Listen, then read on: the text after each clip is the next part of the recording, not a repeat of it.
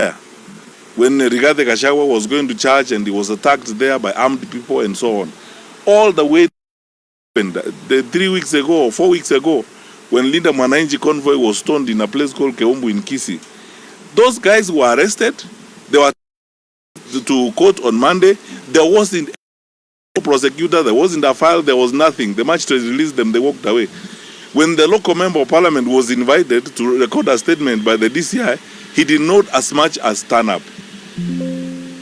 We lost a life there, a gentleman called Mapinduzi. We buried him a while ago, and that story is gone. We are going on. No investigations done, no arrests, nothing.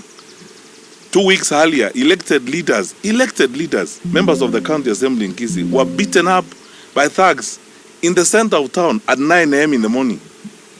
When I arrived there with a bunch of lawyers to see these guys in hospital, the police officers were telling me they don't have B3, all manner of these silly excuses you keep hearing all the time. To this day, no one has been arrested or prosecuted about that.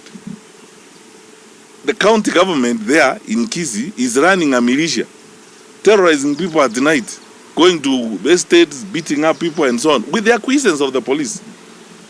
Because the police know this. And everywhere in the country, you saw online last week what happened here in Hurlingham 1 month ago on Thika Road.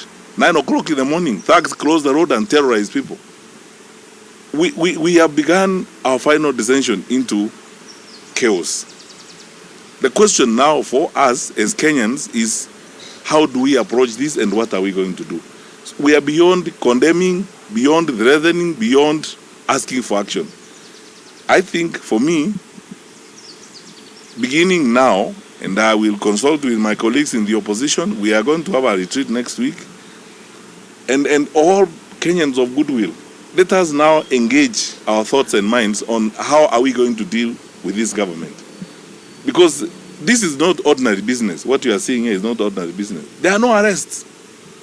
The political difference is not a good enough excuse to inflict the kind of loss and pain that we have seen this weekend. And while we are on that, and I will discuss more of this when I get another opportunity. There's stuff that people are not talking about. The government has decided to now begin, in addition to terrorizing opposition leaders. If you did not know, and some of my staffers are here, they will tell you, they began a new wave of digital terrorism against the opposition.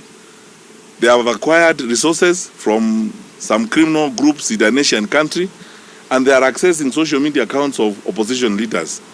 These days, we get trailed, and my staffers can bear me out. We get trailed by vehicles, I believe they belong to the state, with jammers. We stop to address rallies. Our Wi-Fi is interfered with. You cannot communicate. I was checking with my staffers who were checking with the team that Rigathi Gachagua was traveling with over the weekend. They have begun experiencing the same challenges on the trail. And these are jammers. I believe this is the work of the state. Who has the capacity to do that?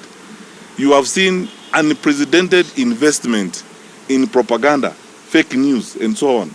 Last week you saw a letter a statement purportedly authored by Kanze Dena, the communication head of the fourth president, claiming that President Kenyatta has said he's not going to meet with Rigathi Gachagua and so on and so forth. All that is the work of the state.